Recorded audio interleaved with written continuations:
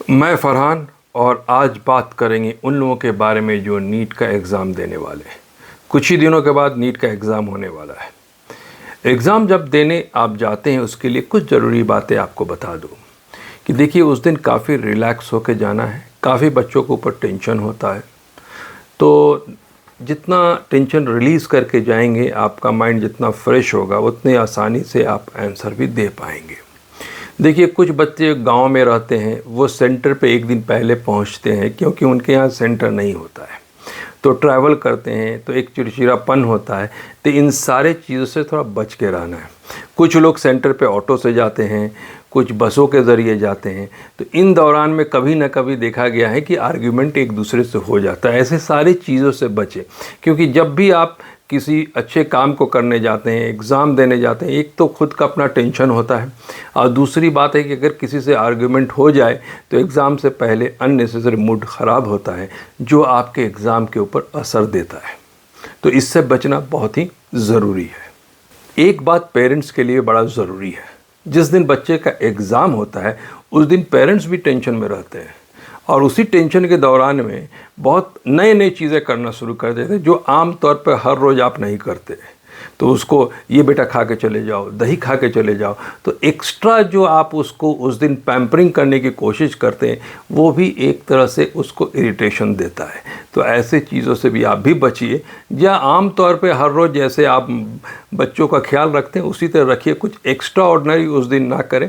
हाँ, इस बात का ख्याल करें कि अगर आप उसे ड्रॉप करने जा रहे हैं सेंटर पे तो रिलैक्स होकर जाइए आप भी और अच्छे से सेंटर पे पहुंचा के आइए कि फ्रेश मूड में जाके वो एग्ज़ाम दे। जब आप एग्जामिनेशन सेंटर पर पहुंच जाते हैं और आपको क्वेश्चन पेपर मिलेगा, आंसर शीट मिलेगा, तो ध्यान से पढ़िए और एक बात का ख्याल रखिएगा, क्योंकि आपका क्वेश्चन शीट एक होता है, आंसर शीट एक होता है, सीरियल नंबर तो सेम होते हैं। तो पता चला कि आप क्वेश्चन नंबर 1 पढ़ रहे हैं लेकिन बाय मिस्टेक आप उसका रिप्लाई क्वेश्चन नंबर 2 के रो में दे दिया, तो उससे क्या होगा, पूरा जो भी रिप्लाई आप देंगे वो गलत होता हुआ चला जाएगा।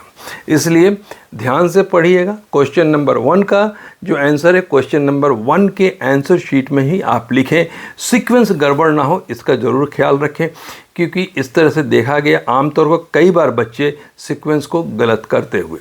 एग्ज़ाम ख़त्म होने के बाद उसी दिन आप कुछ टाइम निकालिए और ये हो सके कि घर ही पहुँच के रिलैक्स हो के खाना और खाने के बाद ही आप बैठें और जो जो आंसर आपने लिखा है, क्योंकि क्वेश्चन शीट तो आपके पास रहेगा, तो आप उस पर मार्क कर लें कि आप वहाँ क्या आंसर दे के आए हैं।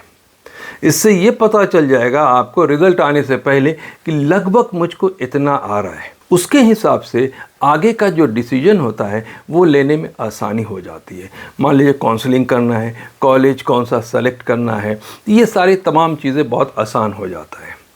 जो बच्चे 500 से ऊपर लेके आ रहे हैं तो उनको काउंसलिंग के लिए वेट करेंगे और काम करेंगे। बहुत सारे बच्चों को ऐसा पता है कि नंबर कम आ रहा है और उनका प्लान भी है कि बाहर जाना है, अब्रॉड जाना है, तो वो बच्चे भी एग्ज़ाम देने के बाद तुरंत हड़बड़ी ना करें, इत्मीनान से रहें।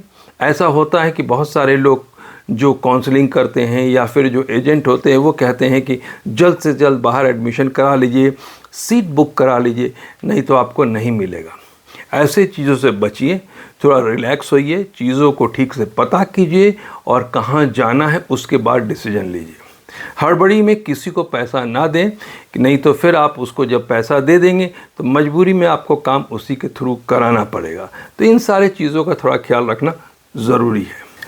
एग्ज़ाम देने के बाद किसी तरह की ज़रूरत आपको पड़ती है, काउंसलिंग की ज़रूरत पड़ती है या बाहर एडमिशन कराने की ज़रूरत पड़ती है या इंडिया में एडमिशन कराने के लिए कुछ सजेशन चाहिए, तो दिए हुए नंबर पे आप कॉल कर सकते हैं। यहाँ पे 2 नंबर दिखाई दे रहे हैं, एक मेरा है, एक मेरे ऑफिस का, और आप इस नंबर पे बात कर सकते हैं। कभी कभी मेरा नंबर नहीं लगेगा आपको तो व्हाट्सएप पे कॉल कीजिए और आप मैसेज डाल दीजिए, जैसे मौका मिलेगा मैं आपसे बात करूंगा। लेकिन रिक्वेस्ट यही है कि हड़बड़ी में कोई डिसीजन ना लें जिससे आपको पछताना पड़े। जो भी बच्चे नीट का एग्ज़ाम दे रहे हैं बहुत बहुत शुभकामनाएं और उनको विश करता हूं कि अच्छे से एग्ज़ाम दें, ज़्यादा से ज़्यादा अच्छा नंबर लेके आएँ कि उनका दाखिला, उनका एडमिशन एक अच्छे कॉलेज में हो सके। Thank you so much watching our channel.